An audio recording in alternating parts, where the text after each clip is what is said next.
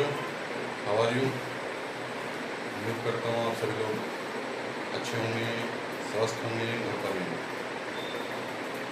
तो बच्चों, हमने इससे पहले जो चैप्टर हम पढ़ रहे थे that was fraction and decimals, so वो कंप्लीट हो गया है हमारा। Now we have to study the third chapter that is data handling. तो यहाँ पर जो हम पढ़ेंगे, समझेंगे, वो हम पहली एक्सरसाइज इस थर्ड चैप्टर की करेंगे, that is exercise 3.1। Before I start this topic, this exercise, I would like to know some things, but I would like to share the things what you have already studied in your previous classes. पहले हमने, आप 7th में आ गए हैं, उस पहले का मतलब 6th क्लास में या उससे पहले हमने डेटा हैंडलिंग के बारे में क्या पढ़ा है? क्या हम इस वर्ड, इस टॉपिक से परिचित हैं? यस, आई से 6th क्लास में आप लोगों ने डेटा हैंडलिंग पढ़ा है। व्हाट डज डेटा मीन, ये भी पता है आप लोगों को कि डेटा क्या होता है। आप लोगों ने डेटा कलेक्ट करना भी सीखा है, और कलेक्ट करने के बाद उसका रिप्रेजेंटेशन, जैसे कि उसे टेबुलर फॉर्म में रिप्रेजेंट करना, उसे ग्राफिकली रिप्रेजेंट करना, पिक्टोग्राफ इवन आपको रिप्रेजेंट करना भी आप लोगों ने सीखा। तो मैं एक सिंपल सा क्वेश्चन पूछ लेता हूँ। Data handling is made up of 2 words, data and handling. तो what does data mean? Can you tell me what does data mean? You know it? Yes, I explain. Actually, data in simple words we can explain it. Data is a collection of informations. Data कुछ नहीं है, informations का क्या है? Collection. आज के time में अगर हम देखें, उस information से हम सभी लोग परिचित हैं, और हम सभी लोग उस information के भुक्तभोगी भी हैं। हम सभी लोगों को घर पर रहना पड़ रहा है, तो आप समझ सकते हैं मैं किसकी बात कर रहा हूँ। मैं बात कर रहा हूँ कोविड-19, जो कोरोना वायरस डिसीज़ 19 है, मैं उसकी बात कर रहा हूँ। डेली इसके अपडेट्स आ रहे हैं, जो अपडेट्स आ रहे हैं वो अपडेट्स कुछ रिप्रेजेंट कर रहे हैं, and that is representing data about कोविड-19। हम सब लोगों के मोबाइल में बहुत सारे ऐप्स हैं, जैसे आरोग्य सेतु। अगर आप उस पर जाते हैं तो you can see today's update about कोविड-19 का अपडेट आप उसमें देख सकते हैं। वो भी डेटा हैंडलिंग का ही एक विषय है, मैंने उसे रिलेट कर दिया, आप उसे बड़ी बातें देख सकते हैं। उसमें हम 2-3 चीज़ें हमें दिखाई जाती हैं। एक तो टोटल पेशेंट्स कितने हैं, कितने लोग अभी तक कोविड-19 से इन्फेक्टेड हो चुके हैं। जैसे कि आज लगभग डेटा था 4,75,000 के लगभग, आज मैंने जब देखा था तो इतने लोग जो हैं इन्फेक्टेड हो गए हैं इससे, जिसमें से लगभग आधे ठीक हो गए हैं, और जो एक्टिव केसेस हैं वो भी दिखाता है। उसमें एक डेटा हम और इंक्लूड अगर कर दें कि कितने लोगों का टेस्ट हुआ है, तो ये जो सब चीज़ें हैं, जो इन्फॉर्मेशन है, टोटल पेशेंट्स, क्योर्ड और एक्टिव पेशेंट्स, और या ये कहें चौथी जो चीज़ मैंने ऐड की है उसमें, वो क्या है? टोटल टेस्ट कंडक्टेड सो फार, अब तक जितने भी टेस्ट किए जा चुके हैं, ये सब क्या रिप्रेजेंट कर रही है? नंबर्स रिप्रेजेंट कर रहे हैं। एक्चुअली ये सभी क्या रिप्रेजेंट कर रहे हैं? नंबर्स रिप्रेजेंट कर रहे हैं। और उन नंबर्स से क्या हमें पता चल रहा है? दैट इज़ अ डेटा, वो डेटा है। अगर टोटल पेशेंट में कुछ नंबर आ रहा है, जैसे हम 5.25 लाख लोग कहते हैं इन्फेक्टेड हैं, इसका मतलब 5.25 लाख लोगों का डेटा है उसमें, जो टोटल पेशेंट्स हैं। हम जो लोग ठीक हो गए, घर चले गए हैं, उसका डेटा आ रहा है, तो वो उसकी इन्फॉर्मेशन है।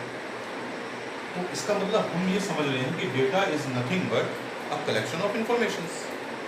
जो वहाँ पे ठीक हो गए वो भी इन्फॉर्मेशन है तुम्हारे पास, तभी तुम कह रहे हो कि इतने लोग ठीक हो गए हैं, इतने लोग पॉजिटिव हैं, आपको आपके पास उसकी इन्फॉर्मेशन है, तभी आप कह रहे हो कि इतने लोग। कहाँ से पता चल रहा है? ये सब इन्फॉर्मेशन जो कलेक्ट की जा रही है वहाँ से पता चल रहा है। ठीक है। तो इंफॉर्मेशन को हम कलेक्ट करते हैं। 6th क्लास में आप लोगों ने सीखा था collection of information, collecting data, data को कलेक्ट करना। फिर हम उस डेटा के साथ कुछ करते हैं। क्या करते हैं? हम उस डेटा को रिप्रेजेंट करते हैं। क्योंकि अगर मैं बहुत सारे डेटा लिख दूँ, मैं कुछ लिख देता हूँ यहाँ पे, जैसे 7 डेज़ का टेम्परेचर अगर हम लिख दें, मान लें 45 लिख दें, ठीक है, 40 लिख दें, 35 लिख दें, 36 लिख दें, 49 लिख दें, ऐसे सपोज लिखता जा रहा हूँ, और 48 लिख दें, ठीक है, और हम लिख देते हैं 37। अब इस डेटा से ये डेटा क्या रिप्रेजेंट कर रहा है? ये सिर्फ नंबर्स रिप्रेजेंट कर रहा है। इसमें अगर इस डेटा से अगर पूछे कोई हमसे कि मंडे का टेम्परेचर क्या है, तो वी कैन नॉट टेल। हम इस डेटा के बारे में सिर्फ इतना ही बोल सकते हैं, this data represent the temperature of 7 days. ये 7 डेज का टेम्परेचर रिप्रेजेंट कर रहा है, लेकिन it is not precisely arranged.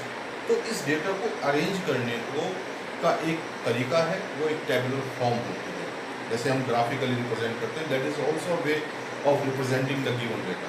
तो अगर हमें मोर प्रिसाइसली और उस तरह से रिप्रेजेंट करने के बाद हम बहुत सारी बातों का जवाब दे सकते हैं। मान लिया इसी डेटा को मैं लेता हूँ, यहाँ पे मैं डेज लिख देता हूँ, और यहाँ पे हम टेम्परेचर लिख देते हैं। तो यहाँ पे शुरू करते हैं Monday, Tuesday, Wednesday, Thursday, Friday, Saturday, और फिर हमारा आ जाता है संडे। मंडे पे लिखते हैं, मान लिया 45 लिख देते हैं, यहाँ 35 लिख देते हैं, यहाँ 40 लिख देते हैं, जो जिसका डेटा है वो लिख देते हैं यहाँ पे, यहाँ 49, और यहाँ पे 37, और यहाँ पे लिख देते हैं 48। Now this data we have represented in a tabular form. अब इस डेटा को देखकर बहुत सारे क्वेश्चंस, बहुत सारी बातें हम बता सकते हैं या पूछी जा सकती हैं। मतलब ये ज़्यादा समझ में आ रहा है इस डेटा के बजाय। तो डेटा हम कलेक्ट कर लेते हैं, डेटा तो हमने ऐसे कलेक्ट कर लिया, लेकिन फिर उस डेटा को हमें किसी अरेंज फॉर्म में हमें अरेंज करना होता है, जैसे कि एक टेबुलर फॉर्म है। अगर मैं यहाँ से पूछूँ कि सबसे ज़्यादा टेम्परेचर किस दिन रहा, तो सीइंग द टेबल हम बता सकते थे, यहाँ पे नहीं बता सकते थे। हम सबसे ज़्यादा टेम्परेचर बता सकते थे यहाँ पे कि 49 डिग्री रहा है, लेकिन किस दिन रहा है ये नहीं बता सकते थे। यहाँ पे बता सकते हैं किस दिन रहा है, फ्राइडे। सबसे कम टेम्परेचर किस दिन रहा है, यहाँ से देख के बता सकते थे सबसे कम टेम्परेचर क्या है, वो है 35, लेकिन किस दिन रहा है वो नहीं बता सकते, ट्यूसडे को। तो ये अरेंज करना भी हमें सीखना है, हमने वहाँ पे सीखा।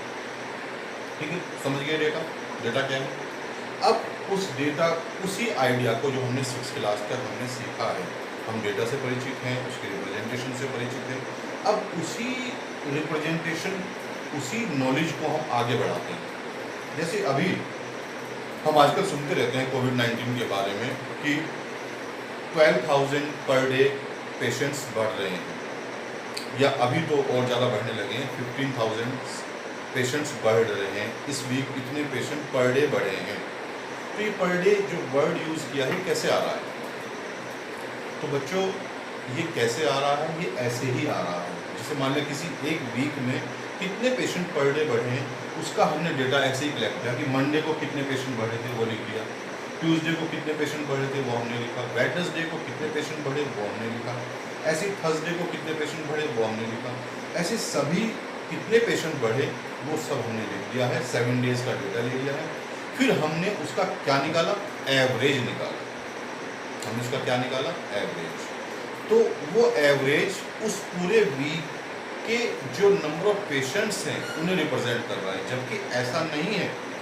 ऐसा नहीं है कि उतने ही पेशेंट मंडे को भी बढ़े होंगे या सभी डेज में बढ़े होंगे, लेकिन डिफरेंट नंबर ऑफ पेशेंट्स बढ़े हैं, लेकिन एक नंबर रिप्रेजेंट करने के लिए हमें चाहिए होता है। हम अगर कोई हमें ये कहेगा कि इस महीने कितने पेशेंट बढ़े हैं, तो हम 1 तारीख से लेकर 30 तारीख तक तो हम नहीं बताएंगे, तो हमको एक नंबर बताते हैं कि इतने पेशेंट पर डे इस महीने बढ़े हैं, या इतने पेशेंट पर डे इस हफ्ते बढ़े हैं, इस वीक बढ़े हैं। तो जो पर डे एक यूनिट, एक नंबर निकल के आ रहा है, एक्चुअल में वो नंबर हमारा is nothing but that is average mean. वो हमारा अरिथमेटिक मीन है, एवरेज मीन है, उसे मीन बोलते हैं डाटा हैंडलिंग में। तो उसे निकालने का तरीका हमें सीखना है आज इस टॉपिक में। आज हमें वही बात सीखनी है कि उसे कैसे निकालना है और वो क्या करता है। जैसे कई बार हम तुम्हारे टेस्ट लेते हैं मैथ्स में, और हमारी क्लास में तो 45, 46, 47 बच्चे हैं मान लो, या 50 बच्चे हैं। कोई मुझसे पूछे कि आपके क्लास का मैथ्स के टेस्ट का क्या रिजल्ट रहा, तो मैं अब 50 बच्चों के मार्क्स तो नहीं बता सकता सबके अलग अलग। तो मैं क्या करूँगा, एक नंबर निकालूंगा और वो नंबर मैं किसी को बता दूँगा कि मेरी क्लास में जो एवरेज मार्क्स हैं बच्चों के, वो माने 10 मार्क्स का मैंने टेस्ट किया, तो मैं कहूँगा 8 मार्क्स जो हैं वो मेरी क्लास के एवरेज मार्क्स हैं। अब ऐसा तो नहीं है कि सभी के 8 मार्क्स आएंगे, कुछ बच्चों के 8 से ज़्यादा भी आएंगे, 10 भी आएंगे, कुछ बच्चों के कम भी आएंगे, किसी के 2 नंबर भी होते हैं, 3 नंबर भी होते हैं। तो 8 मार्क्स उन 2 मार्क्स लाने वाले बच्चों को तो रिप्रेजेंट नहीं करता है, ना ही 10 को रिप्रेजेंट करता। तो 8 किसे रिप्रेजेंट करता है? 8 actually is representing the marks of the class, of your class 7th 8 किसी इंडिविजुअल बच्चे को रिप्रेजेंट नहीं कर रहा है। 8 उस क्लास के सभी बच्चों का रिप्रेजेंटेशन कर रहा है, सभी बच्चों के मार्क्स को रिप्रेजेंट कर रहा है। क्योंकि 2 वाले को तो फायदा हो गया कि उसके 8 मार्क्स हैं, लेकिन 10 वाले बच्चे को तो नुकसान हुआ ना, उसका रिप्रेजेंटेशन भी 8 से हो रहा है। लेकिन हमें ये करना होता है क्योंकि सभी के मार्क्स बचाने संभव नहीं है। जैसे बहुत सारे केसेस में हम तुम्हारे ऐसे करते हैं, तुम्हारी एवरेज हम निकालते हैं, तुम्हारी अटेंडेंस का निकालते हैं, परसेंटेज निकालते हैं, सभी हमें करना होता है, एक नंबर निकालना होता है। तो हम जो आज देखने वाले हैं वो क्या है, वो है हमारा एवरेज अरिथमेटिक मीन। तो इसके लिए हम एक क्वेश्चन करते हैं और समझने की कोशिश करेंगे कि हमें जो है कैसे करना है।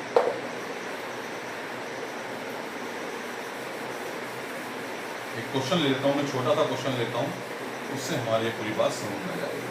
तो जो हमेशा कोई भी चीज़ समझने के लिए मैं हमेशा इस बात को मानता हूँ कि हमें एक आसान क्वेश्चन लेना चाहिए।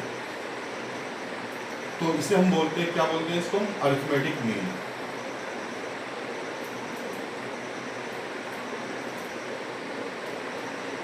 सिंपली हम इसको मीन भी कह देते हैं। ये एक रिप्रेजेंटेटिव वैल्यू है, ठीक है, मतलब पूरे डेटा को जो भी हमारी वैल्यूज हैं उनको रिप्रेजेंट करने के लिए एक वैल्यू निकाल के हम लेके आ रहे हैं, ठीक है। तो मैं एक क्वेश्चन ले लेता हूँ, जैसे मान लिया फर्स्ट 5 होल नंबर्स ले लेते हैं, ये तुम्हारे यहाँ एक्सरसाइज में भी क्वेश्चन है। तो मैं ले लेता हूँ अरिथमेटिक मीन या एवरेज, एवरेज भी बोल सकते हैं।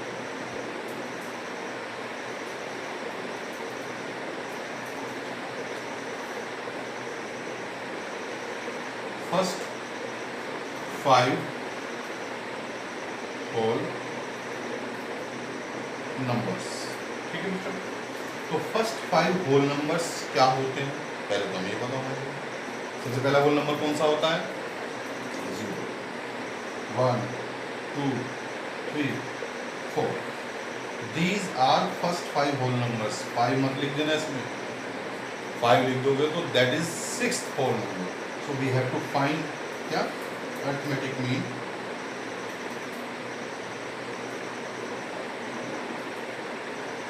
तो इसके लिए क्या करना होता है, सभी नंबर्स को ऐड कर दो, 0 + 1 + 2 + 3 + 4 अपॉन जितने नंबर्स हमने ऐड किए हैं, जितने हमें ऑब्जर्वेशंस कहा है, इन्हें ऑब्जर्वेशंस बोलते हैं। 5 कहा है तो 5 से डिवाइड करो, तो टोटल कितना आ जाएगा, 10 आ जाएगा अपॉन 5, दैट इज 2। तो 2 हमारा क्या आ गया है, अरिथमेटिक मीन आ गया है फर्स्ट 5 होल नंबर्स का। समझ में आ गई ये बात ही। तो अब मैं अगर इसका फॉर्मूला हम बनाना चाहें तो हमारा फॉर्मूला क्या बन जाएगा बच्चों, सिंपल फॉर्मूला याद रखना है। ये क्वेश्चन हो गया हमारा, फिर इसी के हिसाब से प्री एक्सरसाइज के सभी क्वेश्चन हो जाएंगे। मैं इसका फॉर्मूला लिख देता हूँ, ये रब कर रहा हूँ।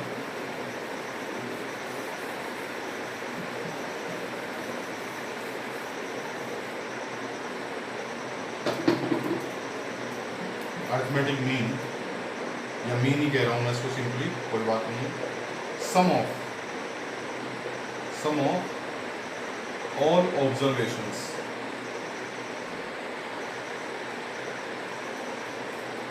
Upon number of observations.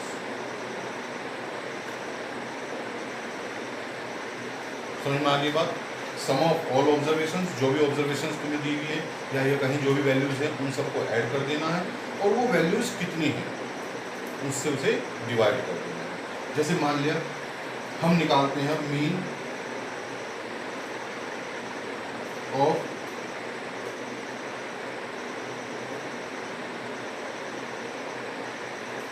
First 5 natural numbers, कितना हो जाएगा 1 + 2 + 3 + 4 + 5 अपॉन क्या आएगा 5 आएगा। अब लेकिन इन्हें ऐड करोगे तो कितना आएगा 3 आएगा। तो ये हमारी मीन क्या आ गया 3 आ गया। ठीक है, तो बच्चों मैं ये कहना चाह रहा था, जो भले ही गलत हो गया है वो, लेकिन उसे मैं करेक्ट करना चाहता हूँ। उसे मैं ये कहना चाह रहा हूँ कि यहाँ पर भी हमारी वैल्यू 3 इसमें गिवन है, डेटा में आ गई है। यहाँ पर भी 2 आया था हमारा, 2 वैल्यू डेटा में गिवन थी, लेकिन कई बार ऐसा होता है कि मीन जो वैल्यू है वो उस डेटा में गिवन नहीं होती है। जैसे मान लिया मैं 2 नंबर ले लेता हूँ, एक मैंने ले लिया 2 ले लिया और एक 4 ले लिया। अगर मुझे इनका मीन निकालना हो तो वो आएगा 2 + 4 अपॉन 2, यानी 6 अपॉन 2। समझ लो बच्चों, और 6 अपॉन 2 कितना आएगा 3 आएगा। तो हमारा आंसर आ गया 3, और हमारे डेटा में जो ऑब्जर्वेशन थे वो क्या थे 2 और 4, तो इसमें जो 3 नहीं है। तो जरूरी नहीं है आपका अरिथमेटिक मीन उस जो ऑब्जर्वेशंस आपको दी हुई हैं उसमें से ही कोई वैल्यू आए, आ भी सकती है नहीं भी आ सकती है, लेकिन वो उनके बीच की कोई वैल्यू होती है जो भी डेटा में गिवन है। ठीक है, लोवेस्ट और हाईएस्ट के बीच की वैल्यू होती है कोई। ठीक है, ये आपको ध्यान रखना है, ये मैं बताना चाहता हूँ। यहाँ पे थोड़ी गलती है। कॉन्सेप्ट आप लोग समझ गए होंगे, ये उम्मीद है। ठीक है, इसे 1-2 बार देख लेंगे, अच्छे से समझ में आ जाएगा। फॉर्मूला है, याद रखना है, और इस एक्सरसाइज के सभी क्वेश्चंस बच्चों आप लोगों को करने हैं। ठीक है, और अगर कोई समस्या आती है तो आप मुझसे बेहिचक पूछ सकते हैं। ठीक है बच्चों, थैंक्स फॉर वॉचिंग, बाय।